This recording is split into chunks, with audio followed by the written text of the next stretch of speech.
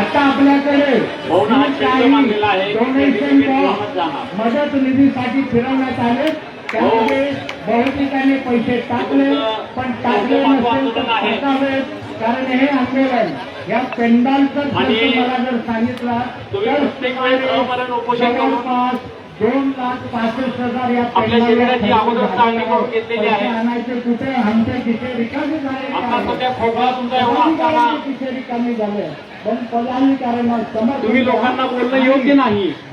तुमच्या अंगात जेवढा प्राण आहे मंत्री सांगत असेल तर रामकृष्णजी सरकारच्या विरोधात लढून लढण्यासाठी तो राम उपयोगी पडावा या पाठिंबाचा एवढा हेतू आहे. परंतु बांधवांनो आपणच भाऊंना त्रास होईल असं वागणं हे पण योग्य नाही. परंतु भाऊ हे लोक प्रेमासाठी तुमच्या जवळ येत आहेत.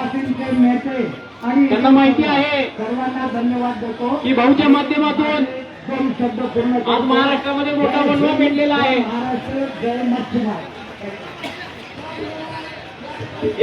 आरक्षणाची लढाई ही आता अंतिम टप्प्यात आलेली आहे. काय काय संकट ओढवलेले आहेत त्या संदर्भामध्ये 8 दिवसापासून तुम्ही इथे पडून आहात. ज्यांचा हात की अगोदर तुमच्या जीवाची हेळसांड करते, दररोज संध्याकाळी तुम्हाला इथून उत्साहून लावते.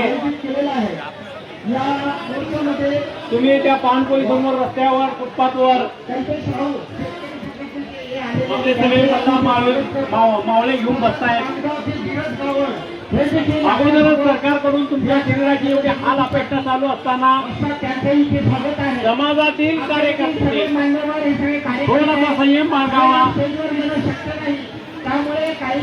भाऊंसोबत आपल्याला फोटो काढायचा आहे का तर आहे काढायचा आहे, परंतु भाऊची प्रतिकार शक्ती आता फारच कमी झालेली आहे. भाऊला चिडचिड साहजिक आहे, कारण उपोषणाला 8 दिवस झाले तरी सरकारकडून कसल्याही प्रकारची हालचाल झालेली नाही. सरकार हे गेंड्याच्या कातडीचं आहे.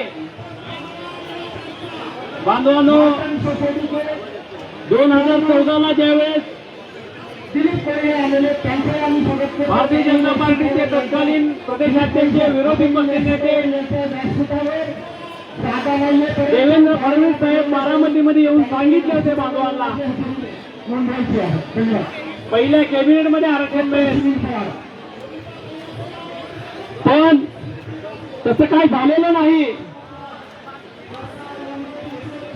बांधवांना म्हणून काय धनगर समाज लगेच रस्त्यावर उतरला नाही. 2014 पासून आज 2026 तब्बल 12 वर्ष झाले ते तप ओलांडलं आहे. एक तप ओलांडला देखील जर